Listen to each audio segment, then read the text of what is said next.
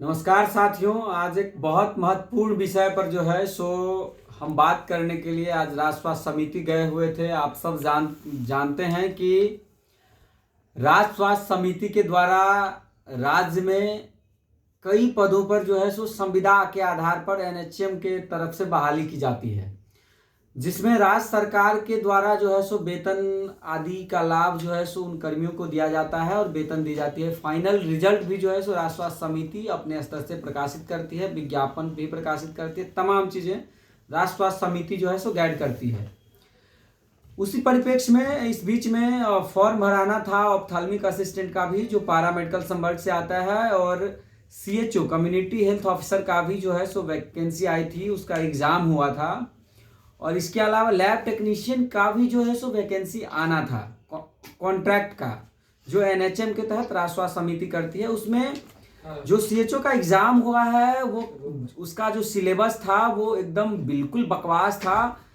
मतलब कि अधिकतर क्वेश्चन जो है जनरल कंपटीशन से math, reasoning, history, polity, geography, current affairs, इन विषयों से जुड़ा हुआ प्रश्न था। और मात्र 20% मान लीजिए 20 या 30% जो है कैडर से जुड़ा हुआ था, मतलब नर्सिंग प्रोफेशन से जुड़ा हुआ प्रश्न था, या मान लीजिए 40%।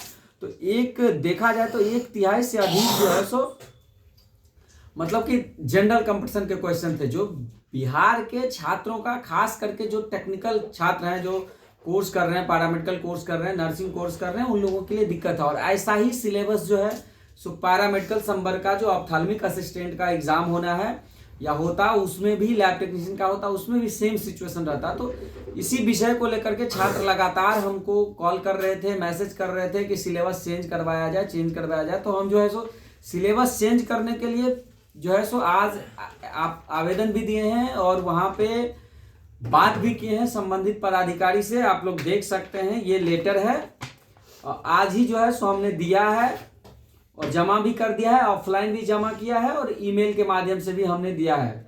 और हमने क्लियर इसमें स्पष्ट किया है कि 80%, आप देख सकते हैं, 80% जो प्रश्न है वो टेक्निकल होना चाहिए और 20% ही सामान्य ज्ञान से जुड़ा हुआ प्रश्न होना चाहिए, जिससे कि राज्य के छात्रों को लाभ मिले। अब आपको बता देते हैं ये चीज़ें जरूरी क्यों है, क्योंकि राज्य के मेडिकल कॉलेजों में, जिला के अन्य पैरामेडिकल कॉलेजों में और बिहार के तमाम जो कॉलेजेज हैं, उनमें जो छात्र प्रशिक्षण लेते हैं, शिक्षण प्राप्त करते हैं, वो एकदम स्पेसिफिक जो कोर्स उनका है उसी से जुड़ा हुआ सब्जेक्ट पढ़ते हैं। तो इसलिए उन लोगों के प्रश्न वही होना चाहिए, अन्यथा यही छात्र जब एग्जाम में जाते हैं, इन लोगों से अच्छा प्रश्न नहीं बन पाता है और सीटें भी कई बार खाली रह जाती है, अच्छे संख्या में छात्र पास नहीं करते हैं। तो और कई बार होता है कि अदर स्टेट के बच्चों को इसका लाभ मिल जाता है, जो स्पेशली जनरल कंपटीशन का तैयारी किए रहते हैं और सर्टिफिकेट्स कहीं से खरीद लेते हैं, उन लोगों को इसका लाभ मिल जाता है। तो इन चीज़ों को भी रोकना है और बिहार के छात्रों को अधिकतर लाभ मिलना चाहिए। जो प्रशिक्षण प्राप्त कर रहे हैं, रेगुलर ट्रेनिंग कर रहे हैं,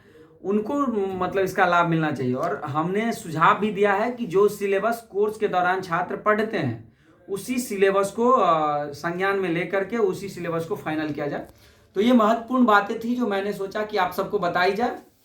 बाकी आप सब YouTube पर अगर इस वीडियो को देख रहे हैं तो प्लीज़ सब्सक्राइब कर लीजिए और अपने दोस्तों को शेयर करिए। आगे भी जो जानकारी रहेगी मैं आपको बताऊंगा और उम्मीद है कि आने वाली जो बहाली होगी उसमें सिलेबस में बदलाव ज़रूर होगा। बहुत बहुत धन्यवाद।